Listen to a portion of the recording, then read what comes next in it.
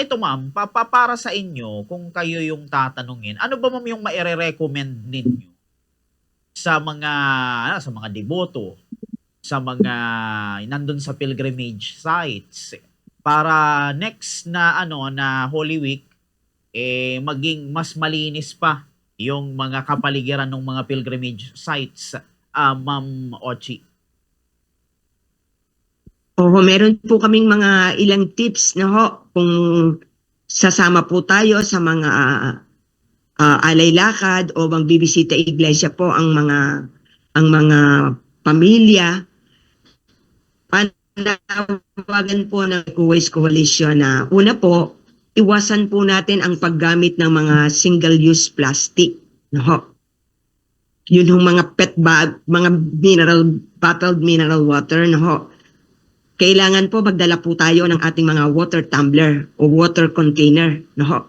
Para po makabawas tayo sa pagbili o paggamit ng mga bottled mineral water. Pangalawa ho, ay kung tayo po ay kakain, no, ang mga pamilya, pumili po tayo ng mga restaurant o mga karinderya na ang gamit po ay mga reusable na mga food container kagaya po ng pinggan, tunay na baso, tunay na kutsara. No? Ganun din po, kung tayo po naman ay bibili ng mga pasalubong mula sa mga lugar na pupuntahan natin, magdala po tayo ng mga reusable na bag, kagaya po ng katsa bag o cloth bag. No?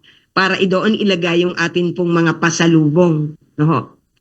At ganun din po, kung tayo naman po ay may mga baon na mga pagkain, ilagay po natin ito sa mga reusable na mga lalagyan. No?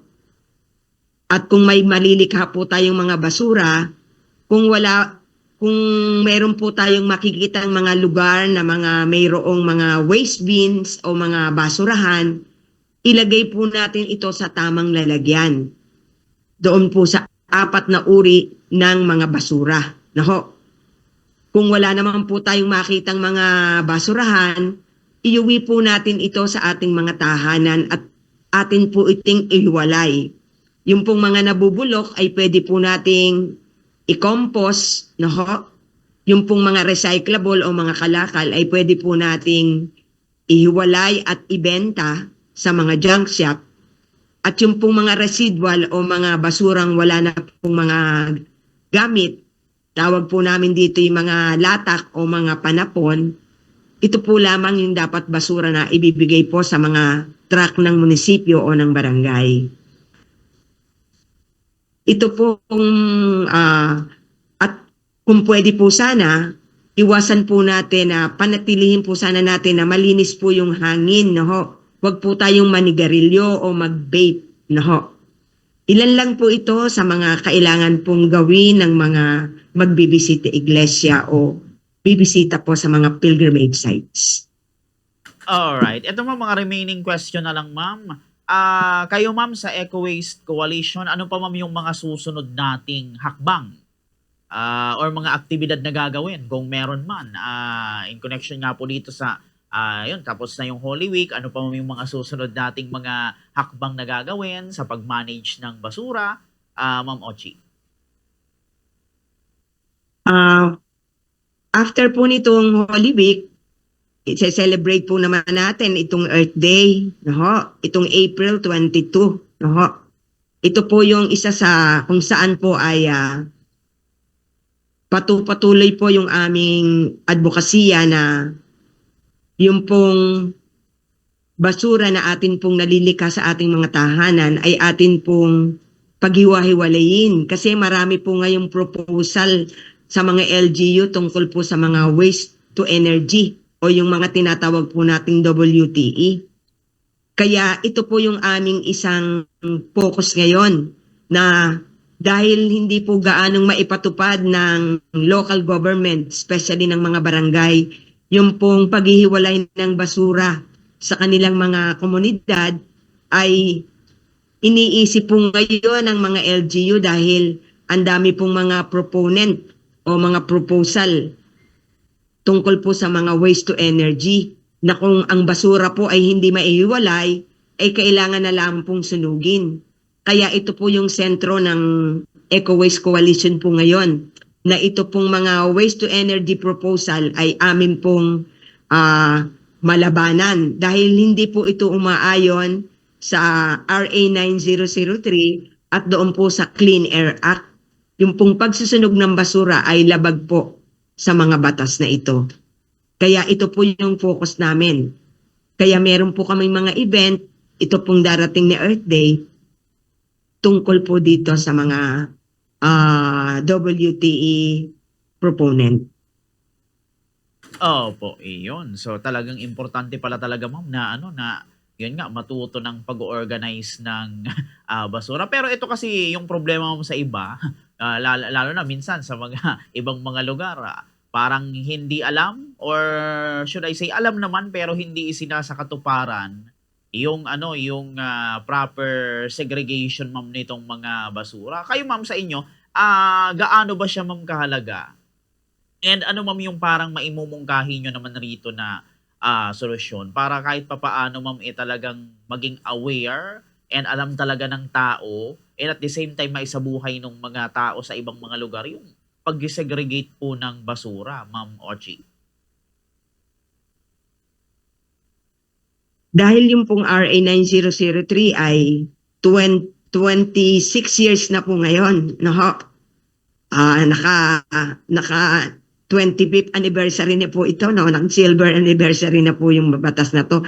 Napakahalaga po. Alam nyo ho, sa amin pong Zero Waste Campaigner, mahalaga po na ma-fully implement po yung sinasabi po ng batas na paghihiwalay. Kasi ito po yung tunay na solusyon. Kung ang mga barangay lamang po na binigyan ng mandato ng batas na ito ay gagalaw at tuturuan ang bawat household na maghiwalay ng basura, alam nyo ho, palagay ko ho, hindi mamumroblema ang mga LGU kung magtutulungan lang po sila. Dahil yung pong mga milyong-milyong ginagastos po para sa hauling ay sapat-sapat para maging incentive po sa mga barangay para lalo silang gumalaw at tumulong na maipatupad yung sinasabing pong paghihiwalay ng basura sa apat na uri. Yan po kasi, isa po yan. Yan po yung main focus namin ngayon sa Eco Waste na magmodelo po. Gawing mga zero waste barangay. Ito pong mga komunidad na ito. Ito po ang tunay na solusyon. Kaya nananawagan po kami na talagang ang DENR, especially ang National Solid Waste Management Commission, ay tulungan ang mga barangay at mga LGUs para 100% na maipatupad yung paghihiwalay ng basura at their level. At hindi maisip na sunugin ito through WTE technology. Hindi po ang solusyon ang pagsusunog. Ang solusyon po ay paghihiwalay ng basura at the household level. Kayang-kaya po yan kung magtalagang gagawin. Alright, ayun. Okay. Ito ma'am, palibasa, ito wala na kasi tayo ma'am gaanong oras. Siguro ma'am, ito maibigay ko na lang sa inyo ma'am ang linya bago tayo magtapos sa interview ito. Ano ba ma'am yung maipapayo nyo ulit sa atin pong mga nakikinig ngayon? Dito sa usapin ng pagtatapon ng basura sa tamang tapunan.